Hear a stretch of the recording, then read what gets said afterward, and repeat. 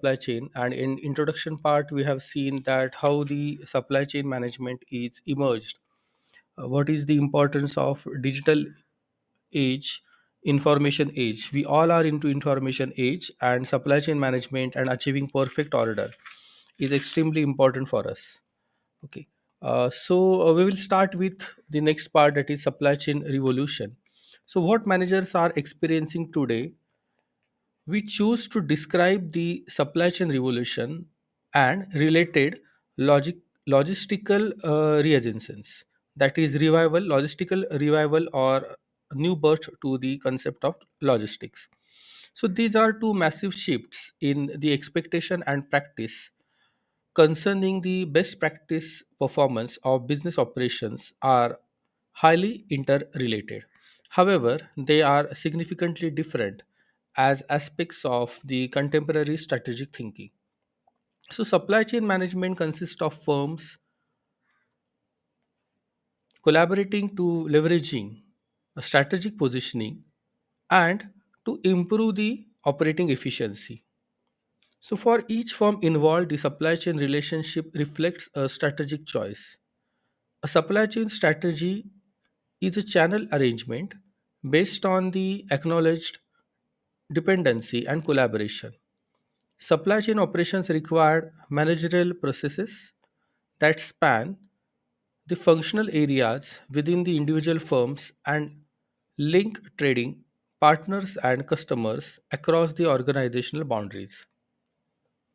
In the contrast to the supply chain management, logistics is the work required to move and position inventory throughout the supply chain. As a result, logistics is the subset of supply chain management. So, logistics is a subset of and occurs within the broader framework of supply chain. Logistics is the process that creates value by timing and positioning inventory. Logistics is combination of the firm's order management, inventory, transportation, warehousing, material handling, packaging as integrated throughout a facility network. Integrated logistics serves to link and synchronize the overall supply chain as a continuous process and is essential for effective supply chain connectivity. While the purpose of logistical work has remained essentially the same over the last decade, the work the way work is performed continually changing and radically changing. The fundamental focus of this particular subject is integrated logistics management. However, to study the logistics, reader or learner must have the basic understanding of supply chain management. Supply chain decisions establish the operating framework within which the logistics is performed. As we will be reviewed shortly, the dramatic changes in that continues to evolve in supply chain practices. Accordingly, logistics best practices that is referred in this particular chapter is presented as the work in process, subject to continual change based on the evolving nature of supply chain management structure and strategy. At the first blush, supply chain management may appear as to be a vague concept. A great deal that has been written throughout the subject without much concern about the basic definition, structure, and maybe common vocabularies. So, confusion exists concerning the appropriate scope and what constitutes a supply chain, to what extent it involves integration with the other companies as contrasted to integrating the internal operations, and how to best implement in terms of the competitive practice and the legal constraints. So the important is for most of the managers, supply chain concept has intrinsic appeal because it visions new business arrangements offering the potential to improve competitiveness. The concept also implies a highly efficient and effective network of business relationships that serve to improve the efficiency by eliminating duplicate work, and non productive work.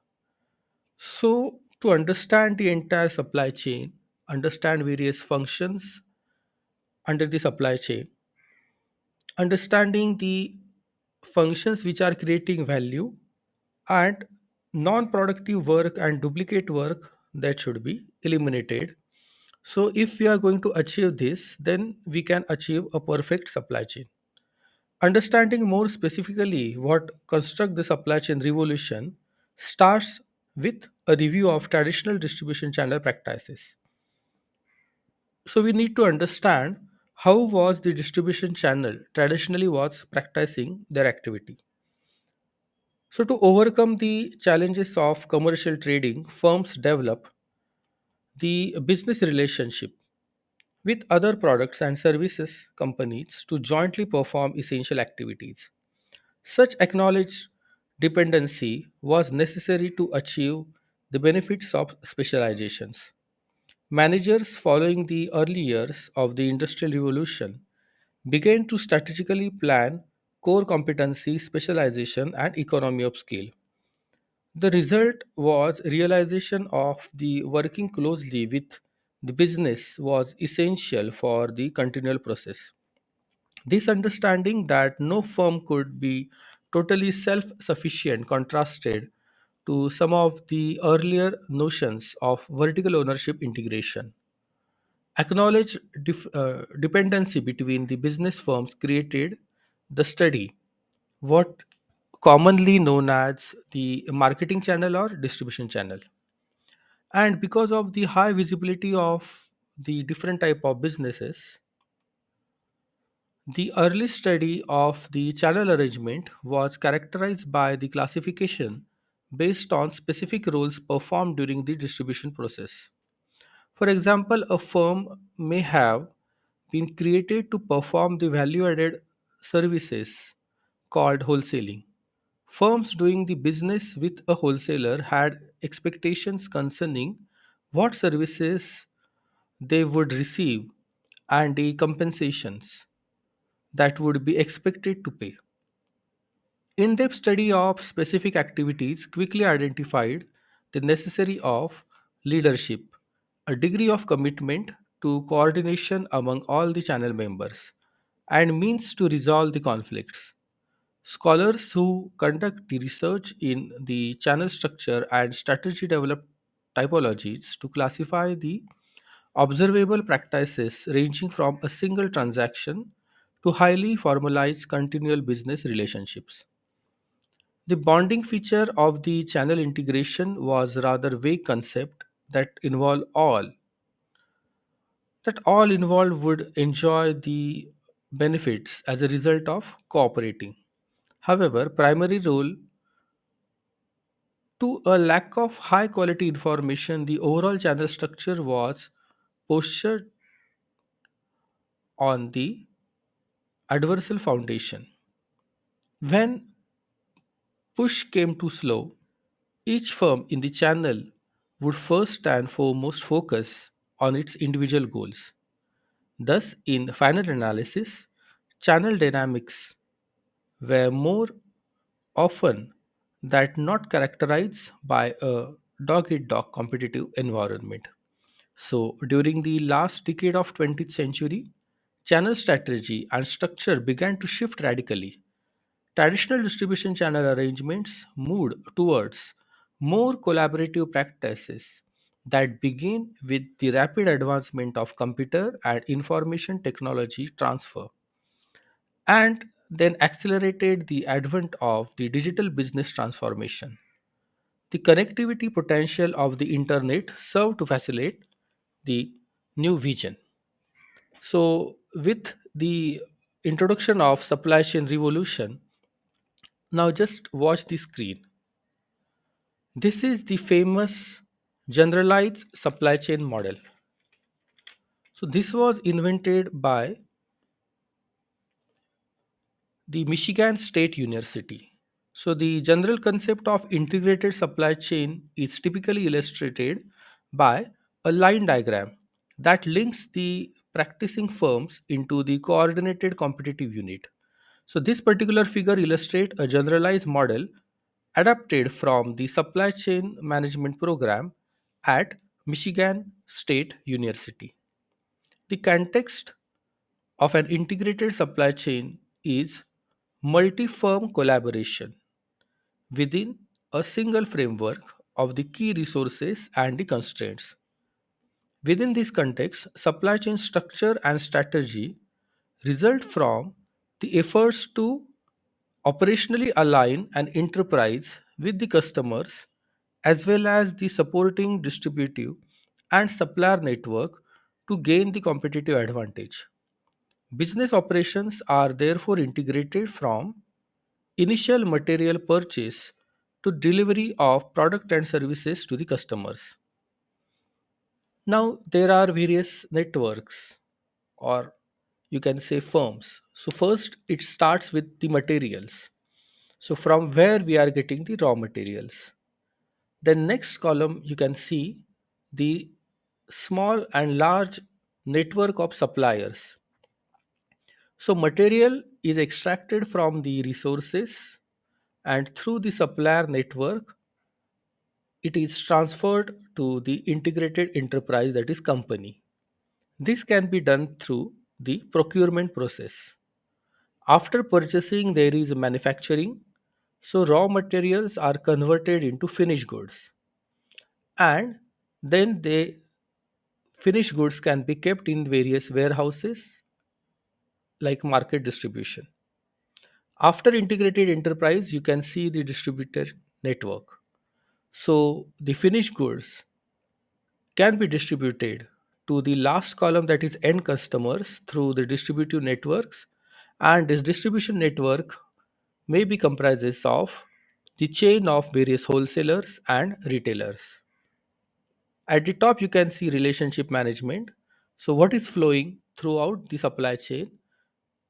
Information is flowing, product is flowing in various format, services are flowing, there is a constant flow of finance, that is money, and knowledge is also flowing. So information, product, service, finance and knowledge are the dominant flow throughout the supply chain.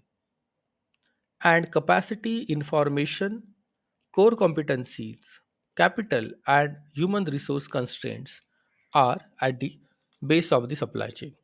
So the value results from the synergy among the firms comprising the supply chain with respect to five critical flows that we have just discussed, that is information, product, service, finance and knowledge. So you can see the bidirectional arrows at the top of the figure. So the logistics is the primary channel of the product and service flow within the supply chain management. Each firm engaged in supply chain is involved in performing same aspects of overall logistics. Achievement of logistical integration and efficiency is the focus of this text.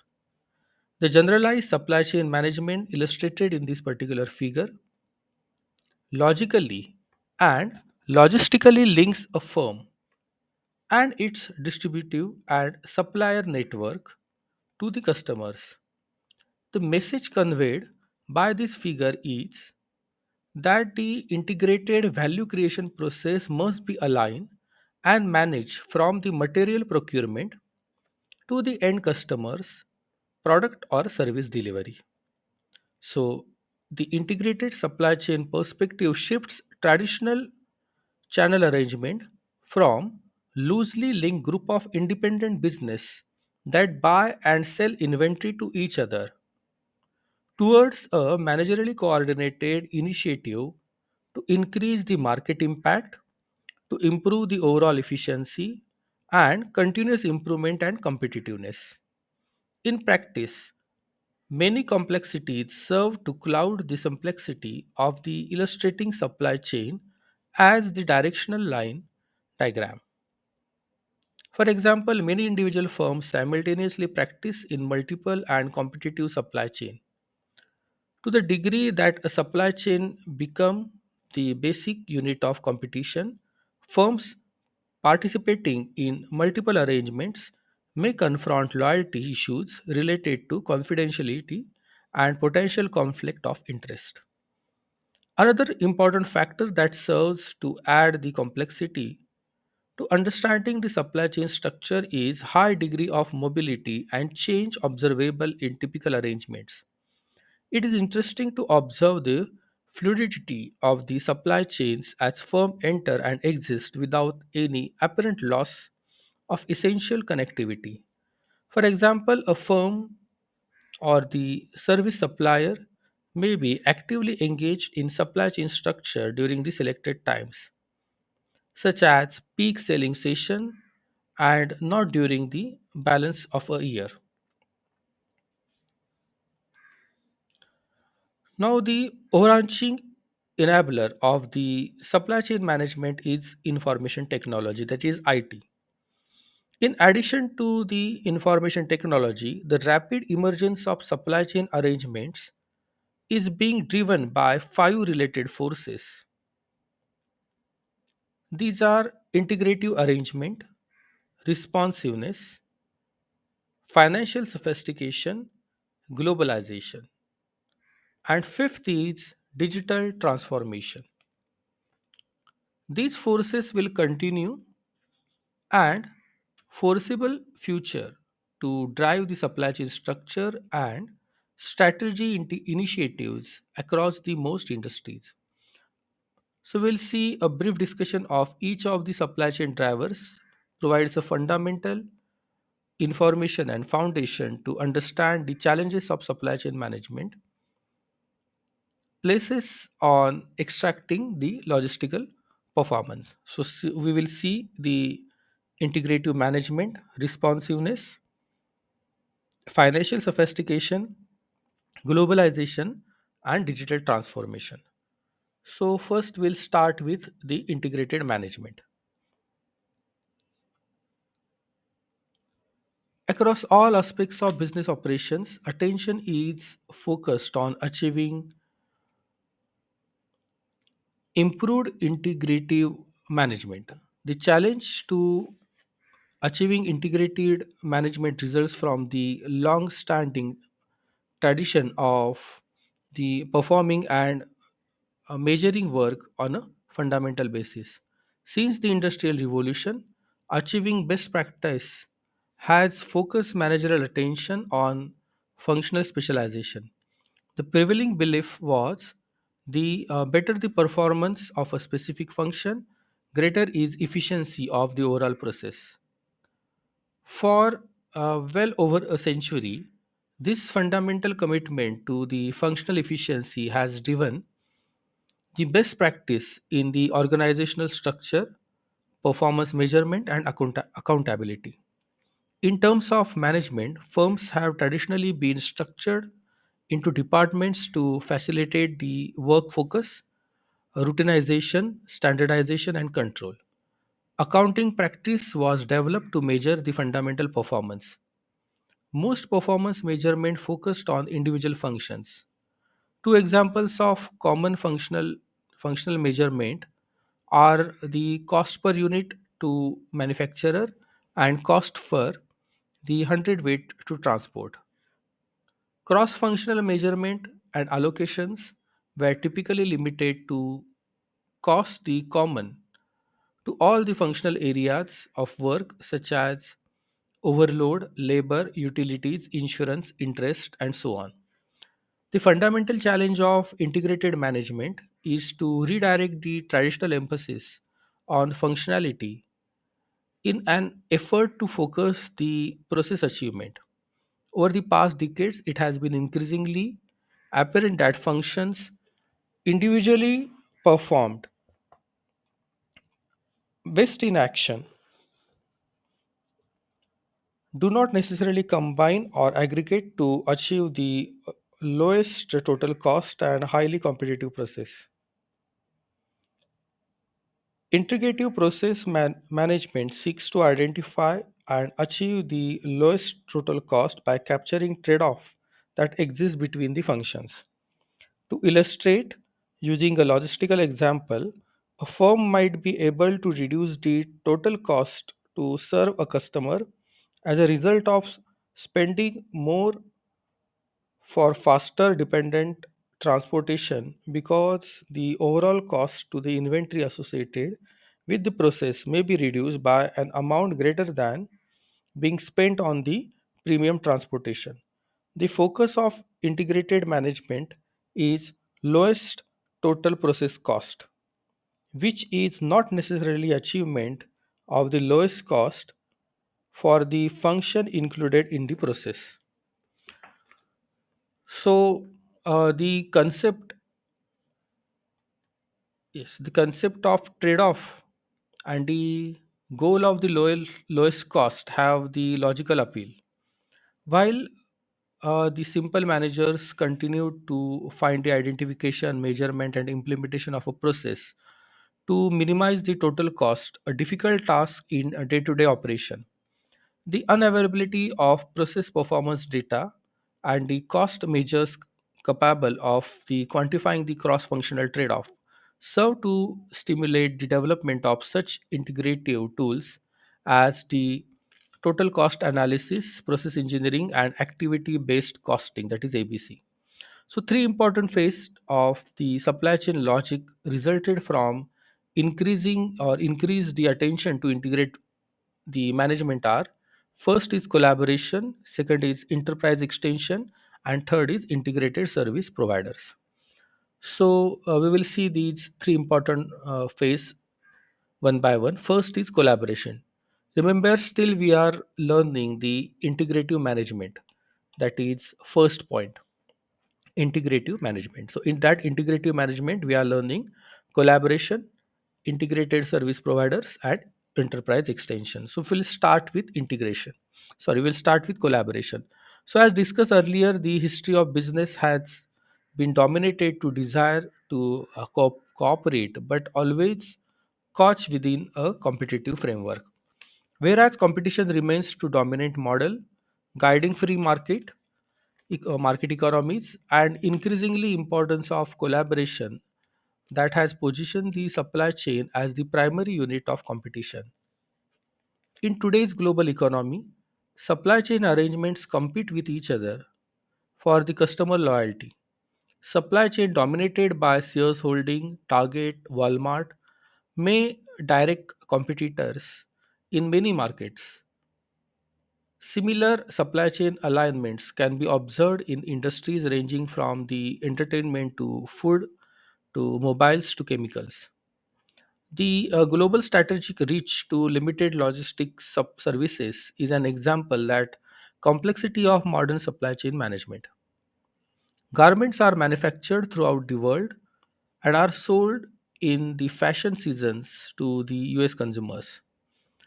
The general impetus to the institutionalization collaborative working arrangements was the 1984 intact of the National Cooperative Research and Development Act that was expanded in the scope of production abatements of 1993 to 2004. So, while all the forms of price collision remains illegal, the collaborative legislation served to facilitate the cross or the sharing of operational information, technology, and risk as ways to increase the competitiveness. The response was wide variety of new and innovative operating arrangements. One of the development was the growing vision of the extended enterprise. So what is enterprise extension?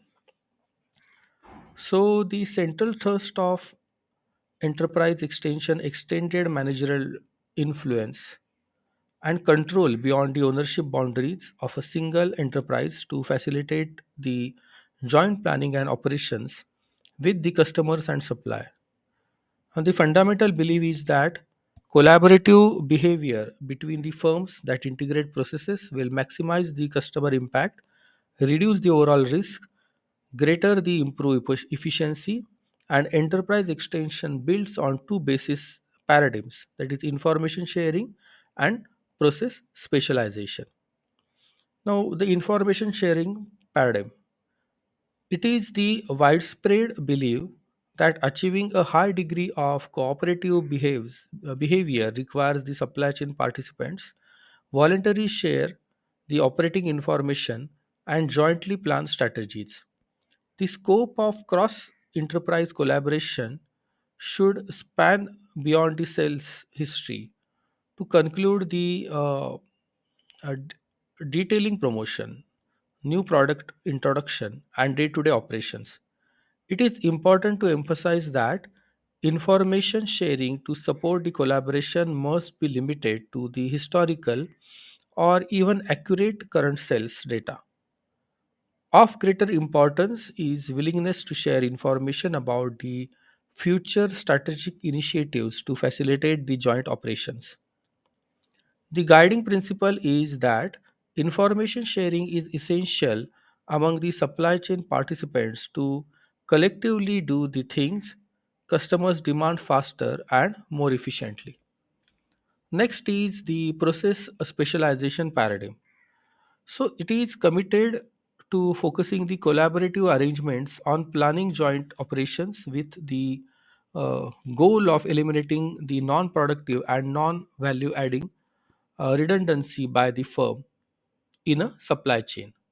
The basic idea is to design the overall supply chain processes in a manner that identifies a specific firm's competencies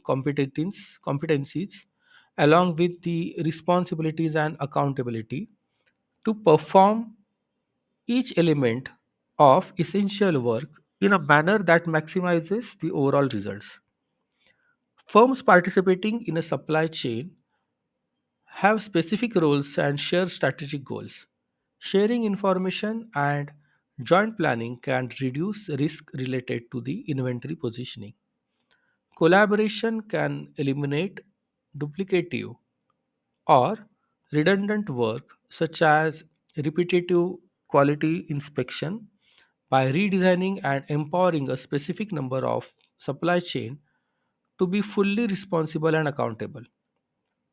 Such extended enterprises introduces new challenges regarding the measurement, benefits and risk sharing, also trust, leadership and conflict resolution. It is clear that challenges of collaboration and enterprise extension constitute new managerial horizons. A third contributing force to the supply chain development is rapidly changing material and managerial attitude towards the integrated service providers. So, what is integrated service providers? As noted earlier, the origins of contemporary business were grounded in functional specialization. It is not surprising that the firms developed the practice of outsourcing work to business that are specialized in performance of specific functions. The two traditional logistics service providers are transportation and warehousing specialists. The for-hire transportation industry consists of thousands of carriers who specialize in product development between the geographical locations. Over the years, a comprehensive carrier network has emerged, providing shippers a broad assortment of services utilizing all available firms or modes of transportation and related technology. The value proposition of for hire transportation is based on specialization, efficiency, and scale economies. The value is generated by carrier capabilities to provide shared transportation services for multiple shippers. The transport alternatives for shippers are either to invest capital in the transportation equipment or operations or to engage the services for hire carriers. Naturally, a large number of firms develop transportation solution that combines benefits of these alternatives. In addition to the transportation, a large number of service companies have traditionally provided warehousing services, so traditionally called as public warehouses. These firms provide product storage supplemented with the other specialized services. Two significant benefits are gained when shippers use public warehouses. First is elimination of capital investment in warehouse building. The second is the ability to consolidate small shipments for combined delivery with products of the other firms that use the same public warehouse. Such multi-shipper consolidation achieves the transportation efficiency not typically available when a firm ships from its own warehouse. Many firm combines private and public warehouses into a go-to-market distribution network. In the contrast to the transportation, firms engage in public warehousing were not operationally regulated by the federal or state government. Most warehousing firms do not offer transportation services so as to avoid the regulation. However, with the deregulation of transportation, that practice soon changed. Overnight, warehousing firms began to offer transportation services. Likewise, many transport carriers began to offer customer integrated warehouse services.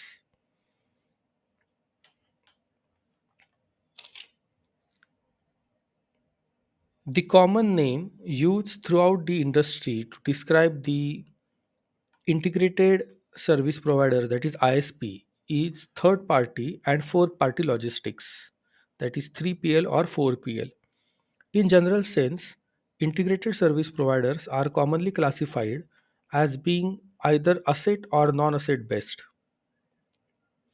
The distinction being asset based, that is third party, firm owns and operate transportation equipments and warehousing building. In the contrast, non-asset service, that is fourth party firms, specialize in providing comprehensive information services that facilitates the supply chain arrangements.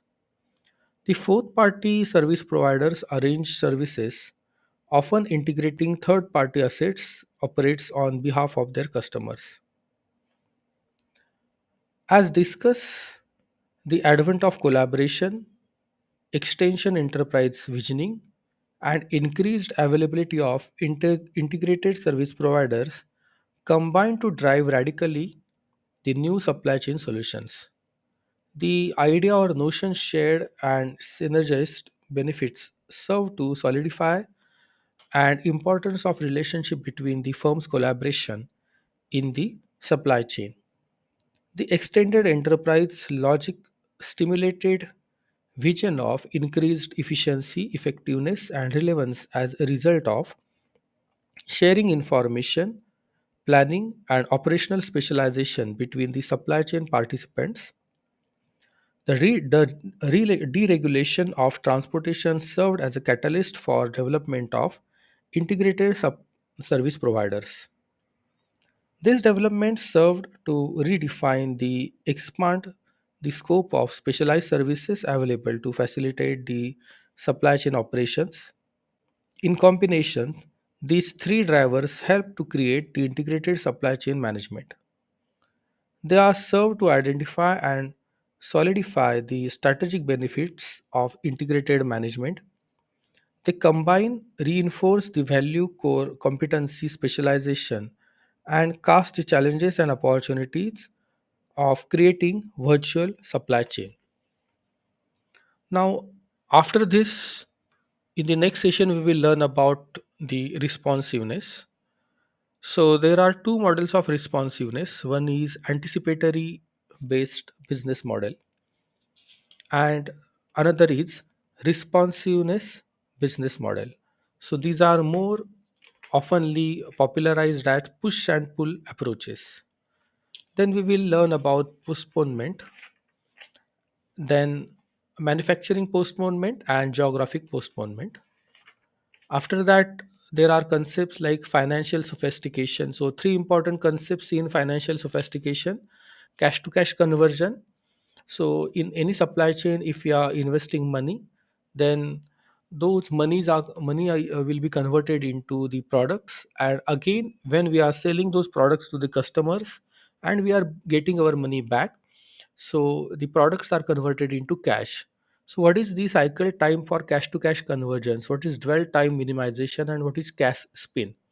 These concepts will be taught under the financial sophistication. So this is cash to cash conversion, dwell time minimization, and cash spin.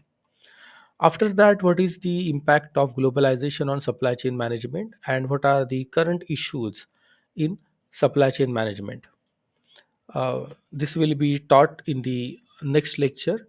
So, the book you can refer is Supply Chain and Logistics Management by Donald Borosox, David Kloss, and M. Bixby Cooper. This book is important for this subject, and this book is published by Tata McGraw-Hill publication. You can refer the latest edition. Fifth edition, sixth editions are also available in the market.